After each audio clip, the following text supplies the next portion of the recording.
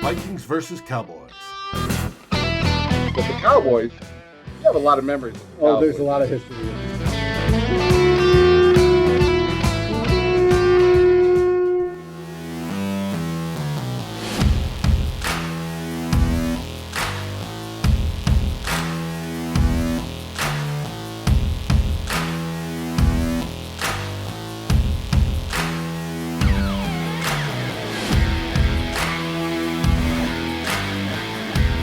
Good morning, Gjallarhorn. We have Ted, Drew, and Dave back once again, this time to preview your Minnesota Vikings going to Dallas, the Big D.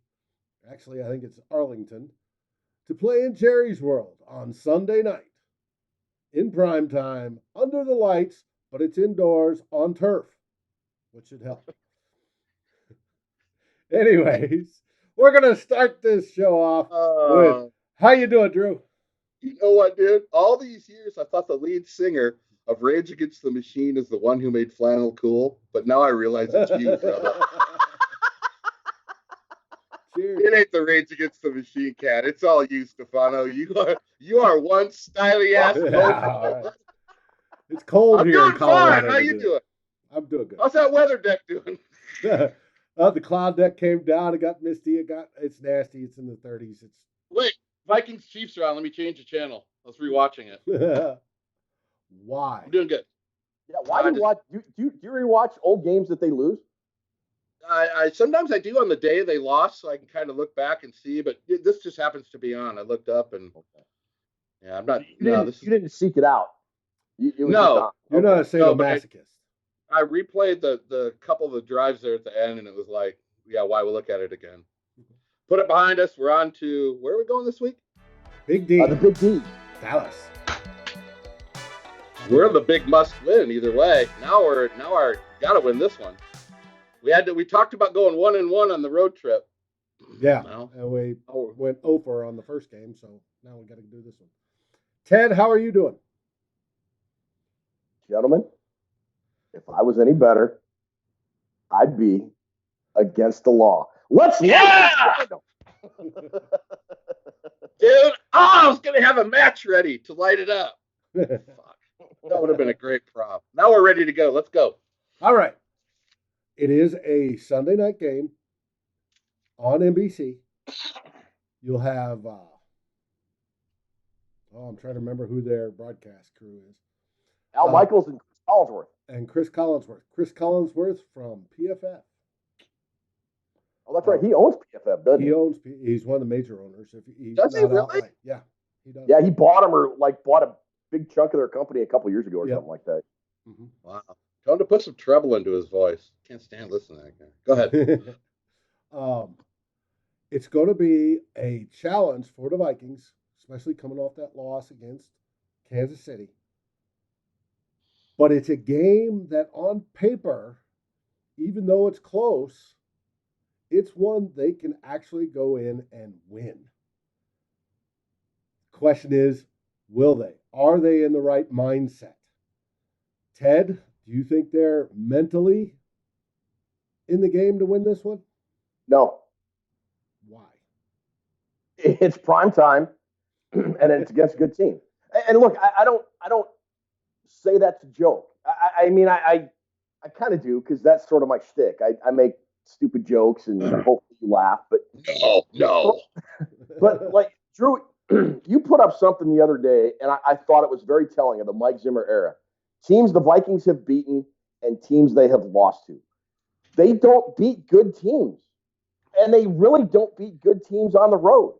Rarely. And Dallas is a good team, and they are on the road. And, oh, by the way, let's throw in it's a primetime game. I mean, until they do, they don't. I mean, it sounds dumb, but it's kind of the thing until for now. I mean, it's a cliche, and I think we said on the show, cliches are stupid, but they're also accurate, and this one is accurate. So until the Vikings beat a good team on the road in prime time, then no, I have no faith that they will be the good team on the road in prime time. I think they may have once or twice in the Zimmer era, but consistently, not at all. And that's what gets so frustrating. It's like the 0 for 13 on grass record. It's just, yeah. Come on, guys. What is so difficult about this? You know, you grew up playing on grass, most places. Unless you live in the Southwest where they have turf on all the high school fields. You mostly played on grass. I just don't know. Well, you know, I think part of it is this team is built to play indoors on field turf. I mean, they're kind of I don't want to say they're finesse. Fast. I don't want to say they're, but they rely on, you know, a lot of passing, and I mean, a lot of teams in the NFL do, but you know, you don't practice that way. You don't play outside. You get used to a certain environment, and the Vikings are used to kind of an indoor controlled climate environment. Well, which luckily down in Texas they'll have. Drew, what do you think? You think mentally they are ready? No, I don't think mentally they're ready. The Vikings, this game's gonna fall just like a lot of the past ones have. They seem to me to beat themselves. I was talking to a guy yesterday. We're discussing things back and forth, Viking stuff, and he said, you know, we get close enough, but we just can't win it. And I thought, you know what? They should put that on a big sign outside of the stadium. We get close enough, and we just can't win it. Because that game last Sunday, I think we should have won that game. And we have a lot of games like that. And that's when you're mentally tough, when you bear down and you figure out a way to do it. You got to figure out a way to do it. So me right now as a fan, I would say no, because of the track record that they haven't done it. That's all I can go by is what I've seen. And mentally tough. Mentally, they're not ready. I don't know. We'll say it every week. If the Vikings can cut down on their own self-destruction, I think they can beat anybody. But they can't seem to do that. They make critical mistakes at critical times. And I don't know if they address it. I'm not in the room having the meetings, but it's a lot of the same thing going over and over again. But they're going to have to figure out how to win this game because the NFC is brutal. And you go 6-4. Now you're talking, it's 6-4 with the NFC the way it is. Now you're talking about skating the fence to getting in at all. Mm-hmm. So they are going to have to come up with some wrinkles. They're going to have to play very focused with a lot of intensity. And the Vikings are going to have to figure out a way to get it done against a team that, granted, they lost to the Jets, but statistically, as I look at these numbers, are good. They're a good team. So we'll get into the numbers here in just a second. Earlier in the week, Mike Zimmer got on Kirk Cousins for his post-game press conference. He got upset that he gave away too much at the end. And I watched that conference, and you guys may have too, and Kirk Cousins' post-game conferences aren't must-watch TV. He gives boring ones for the most part. This is the first I heard of it. What happened? What did he say that Zimmer didn't like? Oh, he was asked about the last few plays and drives, and he went into it and said, "Oh, I didn't see this or that," or just BS type answers. But Mike got upset, and I'm wondering if Mike's doing this to piss him off. You know, that Kirk plays better when he's pissed off. If this is an intentional, because there wasn't anything given, or if this is just Mike being upset because his defense got beat on the week, which is quite possible because we know he gets upset over that. May I say something about this? Go right ahead. Here it comes. Maybe Mike Zimmer should worry about being situationally aware during the game and running a play after Abdullah was given a first down when he didn't have it. Maybe Mike Zimmer needs to not challenge a PI knowing that it hasn't been overturned all season since they instituted the rule. And maybe Mike Zimmer just needs to worry about doing his own job and not about Kirk Cousins' boilerplate post-game press conference. Cousins didn't say anything that gave away the farm. Oh, I agree. He didn't. It's just I was wondering if it was an indicator of Zimmer or an indicator of Zimmer trying to motivate Cousins. Then do it. Then do it behind closed doors. There's, Mike Zimmer. High school football? What is this? High school? My high school coaches never did this. It seemed kind of Bush. I mean, it really did. It just, it was in Zimmer's. I don't know. It was either his post game or Monday press conference, and I just kind of thought it was Bush League. Yeah, it was his Monday thing. Yeah, because I did a Zimzu or whatever.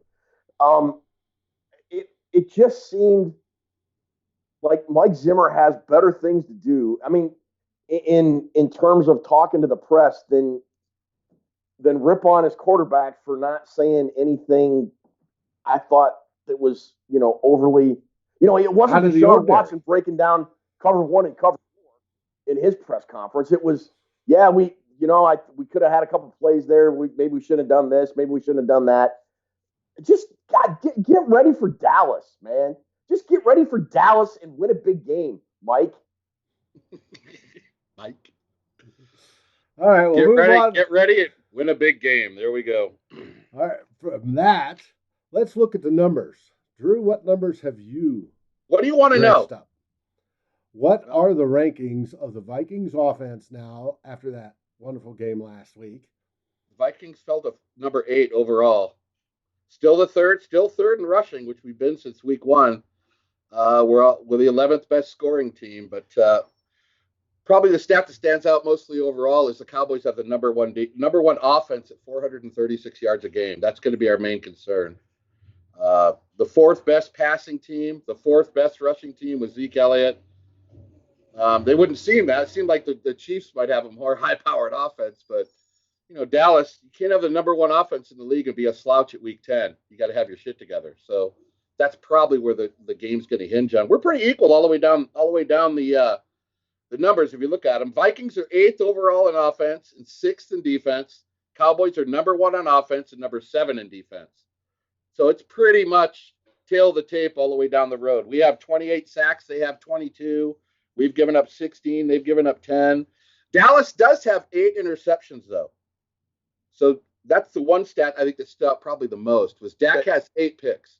So Dak's thrown 8. They've got 8. They're generating turnovers. All right.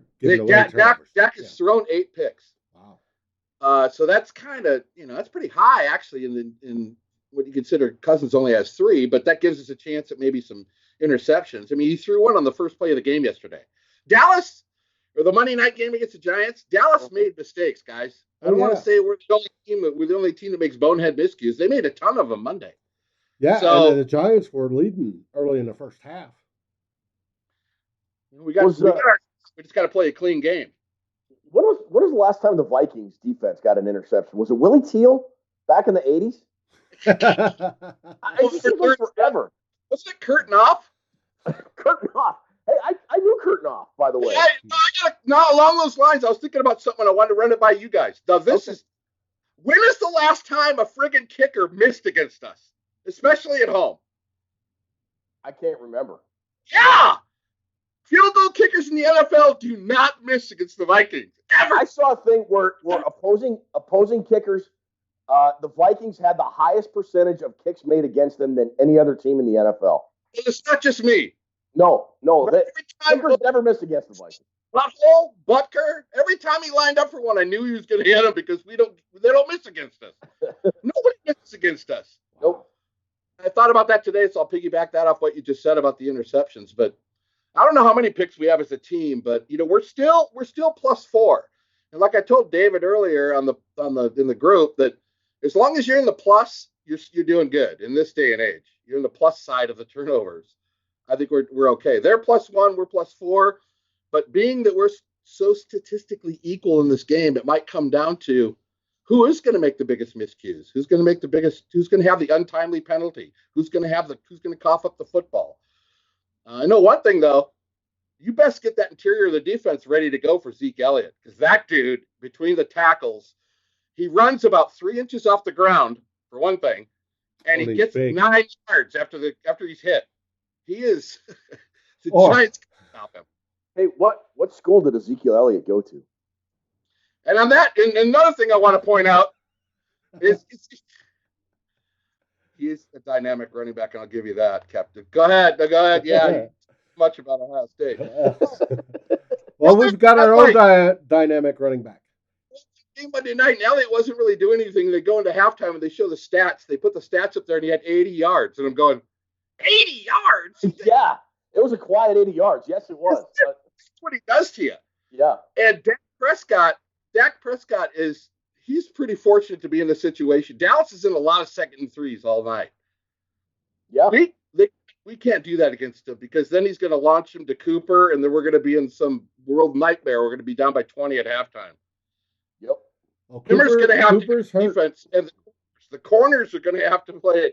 I mean, Elliott is a threat, but those corners are going to have to be on spot this week. So we'll see.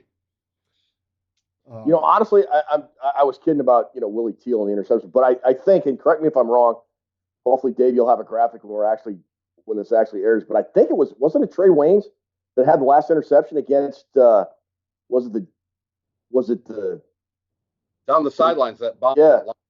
Was that the Giants game? Yes. Okay, because I was thinking Anthony Harris had the last one. He might have, yeah. But I mean, it's been a while. It's been a while. Guess how many interceptions Rhodes has in the last 36 games? 1 or 0. 1. Still 1. That's horrible. 36 games. Me, and I haven't played in any of them. That's what, 2.5 seasons. And we all have as many career interceptions as Chris Cook. Mm-hmm. Yes, that's right. Oh, Chris Cook. Oh, well, we'll talk about Xavier Rhodes.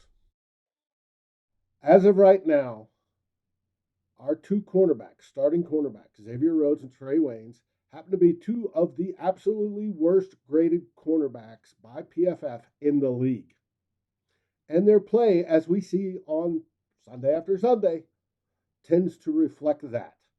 Now, whether it is for Xavier a sore hip that's supposedly healed or adjusting to slowing down and not letting things get behind him, or whatever it is, it's causing a change in the defense, because we used to have where Xavier could lock down one side of the field and then safety help could go help Waynes, and that usually left one of the two safeties, be it Smith or Sendejo back in the day, to come up in the box and mess around there. Now we're having to put both safeties back to cover the two corners. And that is not playing out well or as optimized as Zimmer's defenses in the past have run. Could we see, because of that, a change in the near future for one or both of those spots? Because right now, Mike Hughes is playing better than both of them. Mackenzie Alexander is playing better than both, and he could pop out to one of the outside positions. And Hill came back last week, and the only time he got was on special teams, but he impressed there. Can we see that those two starting corners that look to be a liability this season get changed out? Go ahead, Ted Glover. It's all you. No. Mike Zimmer's loyal to a fault. My goodness, he re-signed Anderson Dejo, who was fratricide in a football uniform, man. He re-signed Sendejo. And the guy, I mean, because the one thing the Vikings need on this team is more defensive back. I mean, look, I get he's a good depth signing, and okay, all right, he's better than Marcus Epps, who they're going to release and try and squad. But no, and I think kicking Mackenzie Alexander out from the slot to one of the edge corners is dumb, because Mack is a great slot corner. And he learned. He took a while. It's hard to find a good slot cornerback in the NFL. I mean, it's the harder of the positions to play. Would it be unexpected? No, because they had a really good right tackle in Mike Remmers, and hey, let's kick him inside the right guard and rank two positions worse. So I fully expect it to happen. I fully expect the slot and either LCB or right CB to be absolute tire fire when Mac Alexander has to go back there. and Xavier Rhodes is pouting on the sidelines, and he's got, and he gets put on IR for his hip replacement surgery or whatever it is he needs. Just no. He's not going to swap anybody out. No, he's not. Now you know why I handed it to Ted Glover, man. Nobody could do it like Teddy Glover. Another reason is I really don't think about next year, guys. I don't. I have 4 months to think about that in the offseason. No, so I'm not talking about next year. Next year, one or both. I thought you said. No, I thought you said. No, I'm talking this year. As in possible. Okay. I'm anticipating that we see at least a lot more Hughes, and we have been over the last few games, but even more Sunday night. And wouldn't surprise me if Sunday night, Rhodes and Waynes both start, but I wouldn't be surprised by the end of the fourth quarter that they're standing on the sideline being rested or whatever. Dave, here's another madness. At the end of the fourth quarter, everybody's standing on the sideline because the game's over, amigo. First quarter. And you get to the end of the fourth quarter, you got to boom. And you got to foul. And then the final score as long as you win. Hit a bang. As long as we get the W. Then he's got 2 foot in bounds. What's 2 foot? I want a Davism every week now. That has got to be a segment. I want a Davism every week. All right. If we score more points, we're in good shape, guys. That's right. Absolutely. Going back to numbers, I was looking today at the advanced stats. Numbers. DVOA, Football Outsiders that don't know, have Dallas as the 4th-ranked team. They have them number 1 in offense, which concurs with the NFL, and they have them 17 on defense and 25 on special teams. Their special teams 17 on defense? That's what they have, Matt. What's the Vikings DVOAs? DVOAs for the Vikings. The Vikings are 6 overall. They dropped. They were 5th last week. They are 7th on offense, 7th on defense, and 15th on special teams. I don't have any special teams numbers, but I got the Cowboys at number 6 rather than number 17, and that's a huge difference. That's a big difference. But Football Outsiders does their numbers a little bit differently, just like PFF does their numbers differently, and the whole works. It's all their secret sauce algorithms. But which is interesting. Also looking at injuries, obviously we have Adam Thielen. That's going to be the big one. If Zimmer, I think it was today I was watching, somebody asked him about it, and he says, he didn't make it worse. It's all up to the doctors. He'll be fine, blah, blah, blah. Grump, grump, right?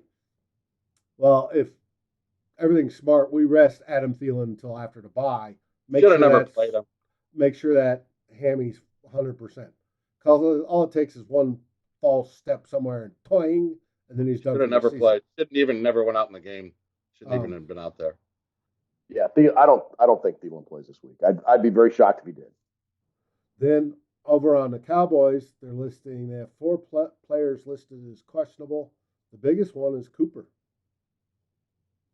Really? What's his injury? What did they say his injury was? It's knee, is what it's listed as.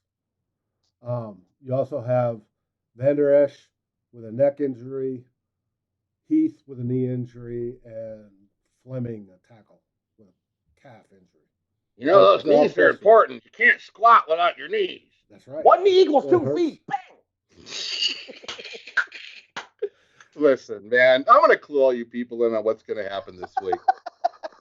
Listen, you don't need DVOA, DST, you don't need AZT or the FBI. You don't need any of those numbers. You know what this is? This is Cook against Zeke Elliott. Whoever has more scrimmage yards between Cook, Zeke Elliott wins the game. Spot it down, write it in stone, do what you want to do, because both these teams go through each of those guys. The one thing I came away with, when the Zeke Elliott wasn't in there and Pollard was in there, Dallas is a much different team. So the idea, and I'll give Zimmer this. I know I rip him on a lot of occasions, but he's come up against big running backs, and he's shut them down in the past. He's figured out how to take out running backs. He has. A lot of, them and Julio Jones. He knows how to stop that guy. But Zimmer, it seems to, he had a plan for Gurley. He has a plan for some of these bigger names when he's played against them. He does. And if he can come up with a plan for Elliott, Because Elliott, it's probably more about Elliott for the Cowboys than it is about Cook for the Vikings. But it's going to be those two guys. Whoever has more scrimmage yards. I think Zeke outrushes Cook, but I think Cook outreceives him. So I think it's going to be somewhere. It's going to be a tight balance, probably 150 each way. But that's my prediction. That would be interesting. Is that your is that your spicy hot take? Spicy hot take. And somebody's calling in. That's Zimmer. Remember you're having beers with him tonight. That'd be nice. Hey, let me shut this off. I wonder if Sendeo ran over his dog. So that's my take. It comes down to those two guys, baby. And we need to get Cooker running again. After 10 weeks, I know this. The Vikings are about Dalvin Cook and the offensive line. When those two things have won, when those two things do well, we don't lose. And those are the two areas of this team. And I would say specifically the interior offensive line. Yes, the tackles have been pretty good this year. Reef's been adequate. And O'Neal's one of the best right tackles in the league.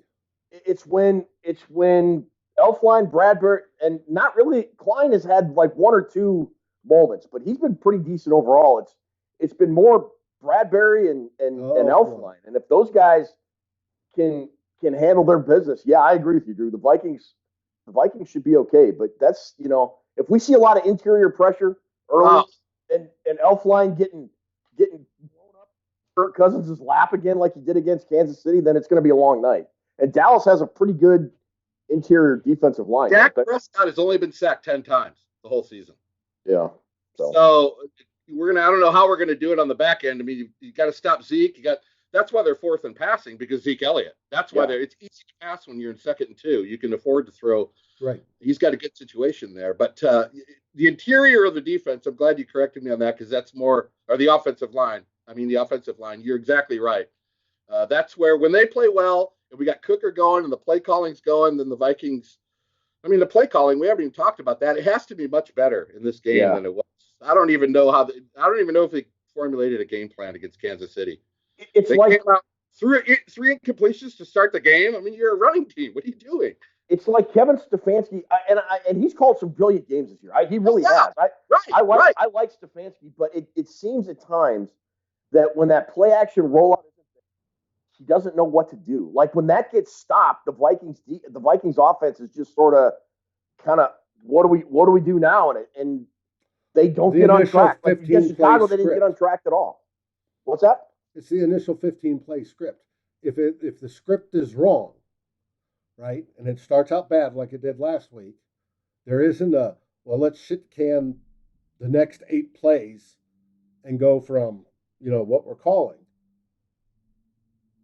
They go through that next 8 plays, and we go through 2 or 3 drives where and by that time we're down 2 touchdowns, and it's that. I mean, that's dumb. Oh, I agree. It's 100% dumb. You should have like 5 plays, and if those don't work, you should be able to pivot and then do something completely different. And I find it hard to believe that they don't do that, but I mean, maybe they do. Whatever. I don't know. Now there is something I'm just noticed. a moron on a keyboard. That's all I am. I don't. And this is more for the viewers. Watch Kirk Cousins' first deep pass of the game. If he connects on that, he has a good game. And we're talking, good Kirk. Wow, best in the league. But if he misses, he tends to instantly go into his shell, do the checkdowns, and the game isn't so good, whether Dalvin plays better or not. So watch out for that first deep ball. If it's a success on Sunday night, you could probably bank on it that we're going to win that game. I'm writing it down right now. That's my hot take. Is that Dave's spicy hot take? That's my hot take. Even deep balls. I wrote it down. That's a good point. I'm going to keep an eye out for that. First deep ball. If he makes it, he has a great night. If he misses, we're in 4 quarters of frustration. Can we get Diggs a little bit more involved this week? Honestly, it would be nice. You go from 143 average for 3 weeks to 1 catch for 4 yards. That's running a borderline felony, man. Yes. Especially without Thielen, you got to go to your other go-to star. What is it? Big players make big plays on big whatever it is. Yep. Speaking of big players, Drew, you have your Drew's Trivia Challenge, the Vikings versus Dallas edition. Love the music and the graphic. This is when it comes on.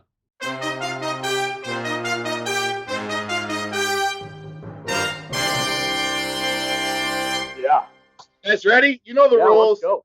You know the mulligans. You know all this shit. We've been through it enough times. Let's go. Possible 46 today. Your record's 29. You've actually tied it once.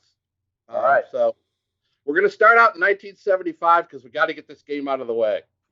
It has to be included in the trivia, so we're going to have to do it. The 75 title game, blah, blah, blah. Who is the worthless loser ass clown wide receiver who pushed off? That would be Drew Pearson. And he can burn in hell. And today I saw a picture that had never been published showing, what was it, Nate Wright was the quarterback. Just answer the next question. Shoved on the ground by Wilson. Offensive pass interference. Pearson. It was offensive pass interference. Dave Stefano just answered a question before I asked it. So that's 20 points. Ding, ding, ding. All right. That's going above and beyond the trivia here. Yeah, Drew Pearson. Also, ass lick or butthole cheater would have been an accepted answer. So you guys are 2-0 to start out. All 14 Viking points in that day were scored by two running backs. Who were the running backs? Chuck Foreman and Brett McClanahan. Yeah. Talking about lighting a candle. Okay, I'm going to give you an 8-point bonus. 8-point bonus, Ted Glover. If you can get within 5 degrees of the kickoff temperature that day in December when that game took place. 14 degrees. Oh, it's 25 degrees. You got to say 22. It's either I had 14 or 22 in my head. That's 8. That would have been an 8-point. You got 4 on that. Okay. 4 score. Now we're going to, where are we going to next? The Vikings did not beat Dallas the first 9 years they had a team, from 61 to 70. They played them 4 times. They lost every time, and it sucked. But in 1970, they put up the most points they've ever put up as a franchise when they beat the Cowboys down senseless, 54-13. Ooh, wow. 54-13 in the regular season. Okay. That would be nice Sunday night. One player did something that a game that has never been done by a Viking since. He blocked a punt for a touchdown, and he ran back a pick 6. Same guy. Who was it?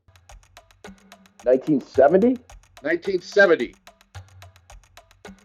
Block punt for 27 yards, and he ran back like a 30-yard pick 6, somewhere around there. I'm going to say Bobby Bryant. Incorrect. Carl Koselke? Incorrect. Yeah. Okay. Who was it? Ed Shirachman. Ed Shirachman. Okay. Great Ed Shirachman. The underrated Ed Shirachman. He was a great player for the Vikings back in the day. The Vikings had 4 other TDs on that day that weren't scored by Ed Shirachman, being we rolled up 54. 3 players were responsible for the 4 touchdowns, meaning one of the players got 2. So who were the 3 players that were responsible for the other touchdowns? Now, wait. I'm going to give you the jersey numbers and the positions because I know that's a tough thing. Okay. I'll do that. That'll be a little bit because otherwise it's pretty difficult. Okay. One was number 87, tight end. Oh, I can see this guy.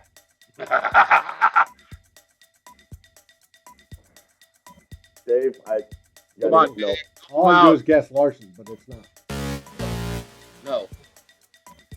His name was John Beasley.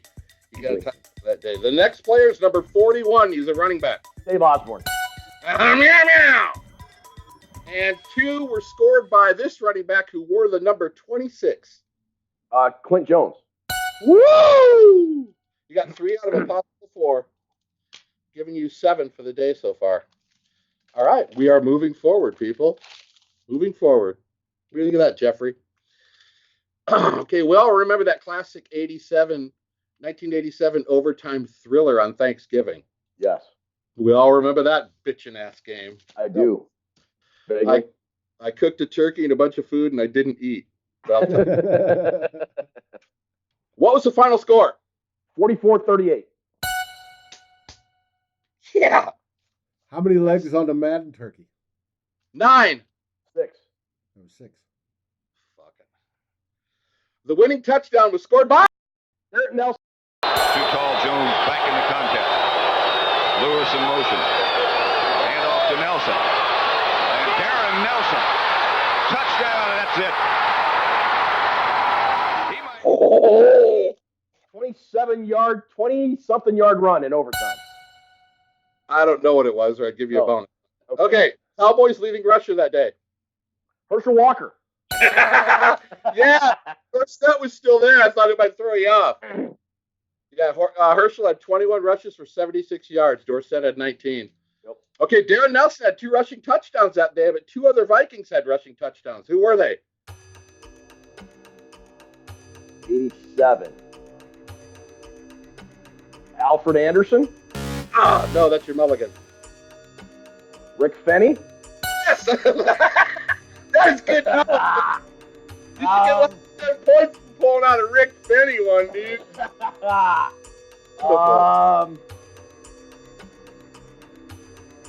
Trying to think. That game, see, it wasn't Alfred Anderson. It wasn't Rick Fenny. So you said Darren Nelson. Right, one other guy. I'm thinking, did Anthony Carter score on like a reverse or something? Because he had a huge game that day. No, he didn't score a touchdown that day. Okay. All right. No, he had 2 touchdowns, but they weren't rushing. But he had like 160 or something. Like he had a huge game that day, but right. it wasn't a running touchdown. Okay, I don't know who the other guy was. Tommy Kramer had a 1-yard run. No way. Okay, I was thinking running back. Didn't even think quarterback. Here's the next question, which ironically you just answered.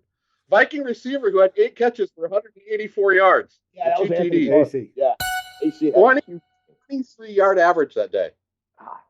Unheard of. Wow, you're smoking this game. The Vikings also had 3 interceptions that day. I'm going to give you the number of the player, and you have to tell me who did it. All right. The first number 24. Robert Griffith? No. That's I rescind that answer. Griffith got 24 after he was done with it. Yeah. Rescind that answer.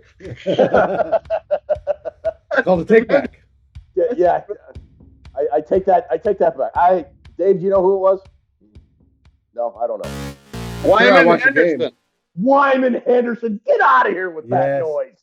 Wyman Henderson. Next player was number 30. Great player.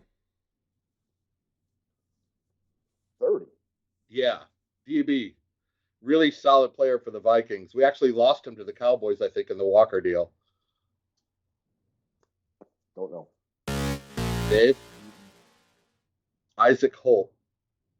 I thought Ike Holt. No, that was Carl Lee was number 39. Right. Carl Lee was number Carl Lee was 39. Yeah. The last one was number 55. Studwell. Scott Studwell. There we go. You got one there. So out of a possible 9, you got 1, 2, 3, 4. 1, 2, 3, 4, 5, 6. Pretty good. 6 out of 9 ain't bad. 69, dude. Okay. Nice. Since 1998, we've beaten the Cowboys 7 times out of 10. That means we're 7-3. You like what I did there? Mm-hmm. You get 1 point for each quarterback that beat them during this 20-year span. There was a total of 4 different quarterbacks. From 98? Are we talking regular season and postseason? Yes. 3 of the quarterbacks beat the Cowboys twice, and 1 beat them 1 time for a total of 7 wins out of 10 in 20 years. So 98 through 2019. So 98 would have been... Wait, we didn't play him in 98. We played him in 99 in the playoffs, so that would have been Jeff George. We did play him in 98. Then it would have had to been Randall Cunningham. Come on, man. Thanksgiving 98. Come on, bro. Oh, how stupid of me. Yeah, okay, Randall Cunningham, and then Jeff George the next year in the playoffs. Georgie beat him twice, bro. He beat him in 2. Woo! Yep. That's 2 for 2. Well, Favre did in the playoffs in 09. Favre beat him twice. 09, 010. Okay. But the game was played in the calendar game was played for that playoff game in 10. So they're both in 10. Yeah. One guy, baby. Can you give me the year? It's got to be Culpepper. Boom! Oh yeah, that's right. 2000 Thanksgiving. Good job, Dave. I'll go Sam Kinison and say I didn't didn't know you wanted to be part of the game, Mr. Helper. Well, Mr. Helper. Is she right? Okay. I'll give you a bonus point if you can tell me which of those 4 quarterbacks texted his Willie to his secretary. That would be Brett Brett Favre. Favre. Allegedly, when he was with the Jets. That's 5 total points for that page. Okay, now we get into the ever popular Cowboys. Oh. I'm not going to give you a bunch of lists of shit. I'm going to name something, and you're going to tell me what it's affiliated with the Cowboys. You got to tell me who or what it is. Okay. We did this with another team, but that was many moons ago. Okay, number 1. Just a pinch between my cheek and gum. Who said it? Walt Garrison. That is excellent knowledge, dude. It was Mr. Walt Garrison. Okay. 10 below outside. It's muddier than shit, and this guy's still wearing a stupid-ass suit. Tom Landry. During the ice cream. Number 33. What? Say that again? 3. You were breaking up. Could you say that one more time? 33. Number 33? Tony Dorsett. Big mouth linebacker who couldn't stay off the whiffy piffy in Thomas the 7th. Hollywood Henderson. Vikings linebacker who put Emmitt Smith to night-night on Eddie McDaniel, baby, 2000. My favorite tackle of all time.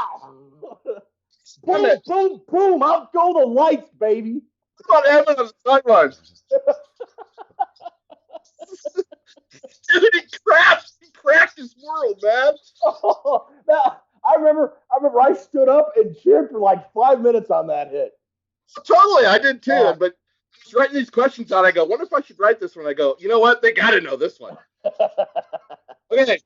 Cowboy who poured the coals to Jessica Simpson. Tony Romo. Ding, ding, ding. That's correct. Clean sweep so far.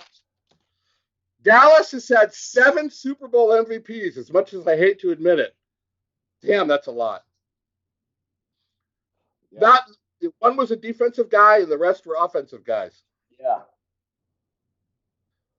So go ahead and give them to me. You get 1 point for each one. Staubach.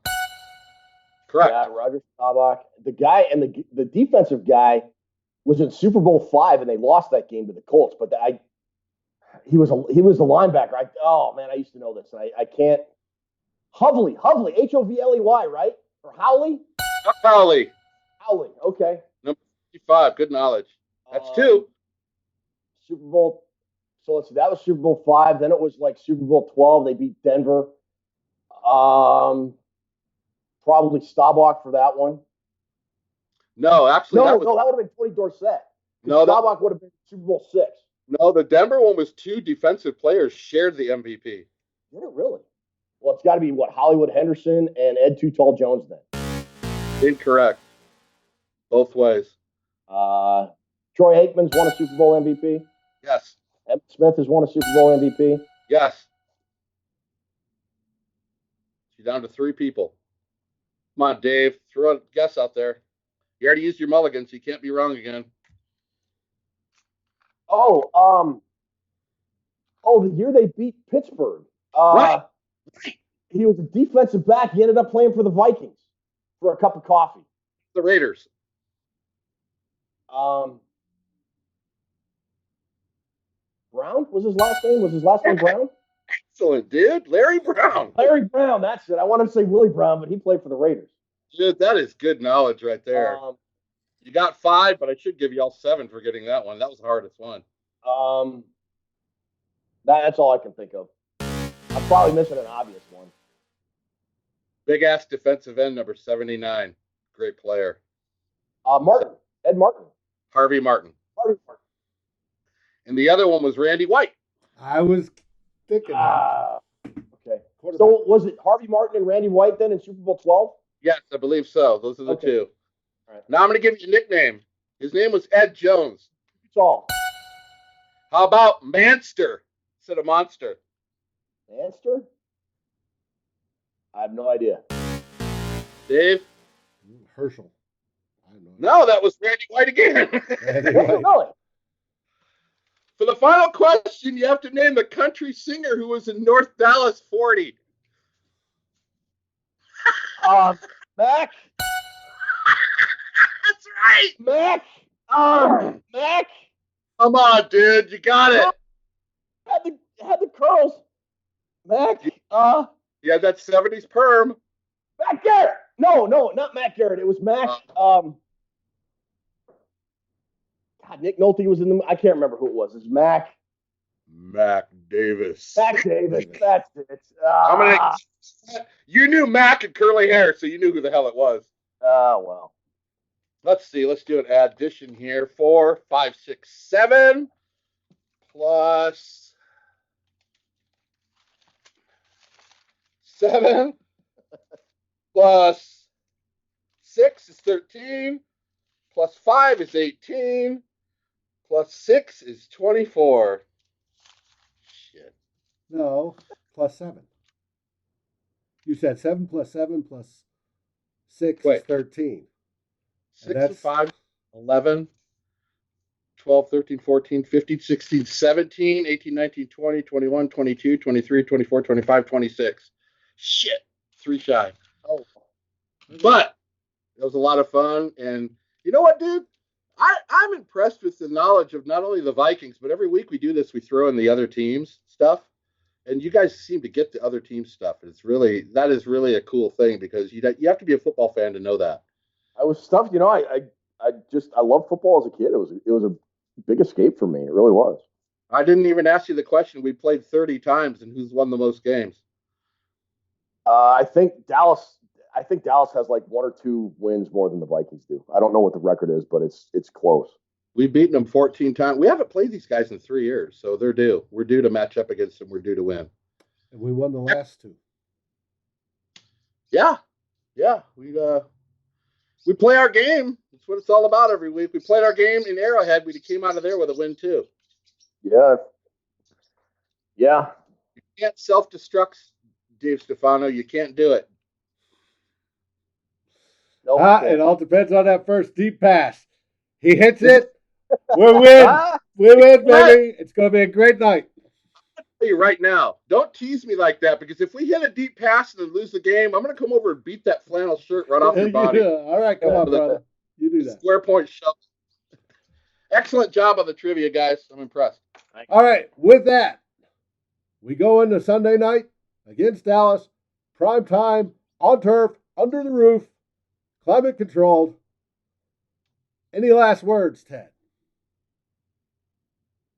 Super Bowl, homeboy. We'll see you in Miami. Drew?